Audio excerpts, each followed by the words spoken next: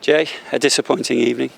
Yeah, it has been. I think the first 5-10 minutes or so we had a bit of a sticky patch. We couldn't get out of our half, but then we got back into the game and created one or two chances. And I think their goal was a bit against the run of play, and it knocked us really. You mentioned the opening period there. Max had a good opportunity in the first couple of minutes. If that goes in, different game. But it's been a story of maybe a few games that we've had recently. We've had not a bad start. We've had a few chances and we're just not taking them. Since we got final third, we're not putting the ball in the back of the net, and that's causing us a lot of problems at the moment.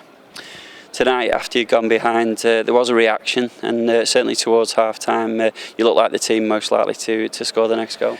To be honest, I think after probably the first 10 minutes, I think we were pretty on top in the game. I think we passed some balls, played some nice stuff, got in behind. Again, we created a good couple of chances where we should be finishing and putting them in the back of the net. And it's all about goals and finishing teams off, and we're not doing that at the moment.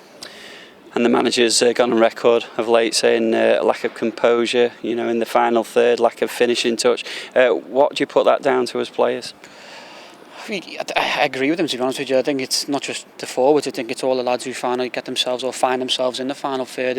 The composure's a little bit gone, and maybe it's the confidence that things aren't going our way and the panicking when you get into them. But we need to stick together and get our squad together, and we need to get out of the situation that we're in. And it's still got a long time to go, but we need to try and tighten that gap. I think there's that lack of confidence, lack of belief at the moment is impacting upon your performances. I think so, yeah. But we're experienced enough. We need to try and pull ourselves together. It's only going to be us who can get us out of this rot. And then the gaffer and the staff behind have worked as hard as they can to get us ready for the games. But at the end of the day, it's us who are going over that white line, and we need to get together and find out the result. And it's a real time when you need character, isn't it, and leaders on the pitch? Yeah, it's time for a lot of us to step up, and we should have been probably doing it the last couple of games, but we need to really now get together and start standing up for ourselves and show that we're capable of better things. And this squad, I do think that we are capable of doing better than we are at the moment, and fingers crossed it'll come quicker rather than later.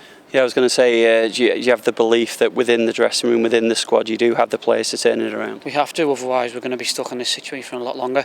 We have to try and believe and pull ourselves together and think, come on boys, we need to get out of it. And we all need to. We don't want to be fighting down there all season. We want to try and kick on and get out. From a personal point of view, it must be bittersweet. Obviously, you've got back into the team in recent weeks, but obviously at a difficult period. Yeah, but I'm experienced enough and old enough now to try and kick on and get on the lads and try and get us going, get us playing and try and get composed in the final third to create them chances and to finish them. Clearly it's very early days still, but Bristol City at the Macron at the weekend, there's now a gap between ourselves and them of 4 points. It's a big game that now. Yeah, it's a massive game. I think every game from now to the end of the season is going to be massive. We need to go into every game wanting them 3 points and finishing teams off early doors and giving ourselves a chance to take the 3 points home. It's going to be a big game, but we need to try and obviously make the Rio Boca fortress like we did last year.